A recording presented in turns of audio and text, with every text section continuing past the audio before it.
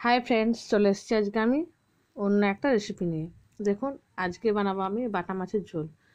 সেই জন্য প্রথমে দেখুন ভালো করে মাছটাকে আমি খুব ভালো করে লাল লাল করে ভেজে নিচ্ছি।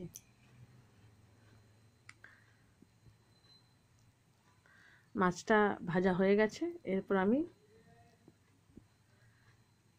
তেলে দিয়ে দেবো সামান্য একটু পাঁচফোড়ন। ভিডিওটি যদি ভালো লাগে তাহলে লাইক, কমেন্ট, শেয়ার আর সাবস্ক্রাইব করে দেবেন।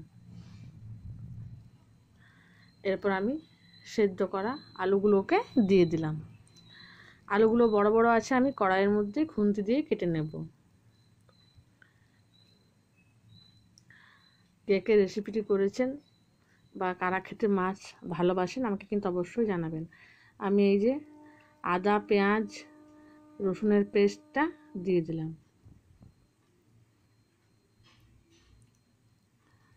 দিয়ে দিলাম সামান্য পরিমাণে একটু জল, একটু ভালো করে মিক্স করে নেব।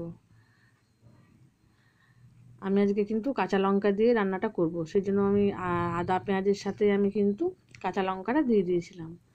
দিয়ে দিয়েছি আমি আন্দাজ মতো নুন, আর দিলাম আমি আন্দাজ মতো হলুদ। এরপর ভালো করে মিক্স করে নেব। তারপর দিয়ে দিয়েছি আমি একটু সবজি মশলা আর একটু কাশ্মীরি লঙ্কার গুঁড়ো। এরপর ভালো করে আমি এগুলোকে মিশিয়ে নিচ্ছি। দেখুন তেলটা ছেড়ে এসছে। এরপর আমি দিয়ে দিলাম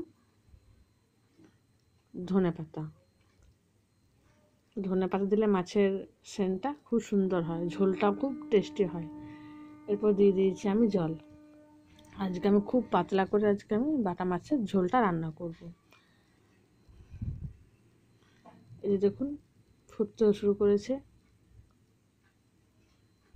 আজ খুব আমি রিচ করব না, একটু হালকা পাতলাভাবেই রান্নাটা করব। মাছটাও আমি দিয়ে দিয়েছি। এই যে দেখুন, এরপর আরেকটু ফুটলে আমি নামিয়ে নেব।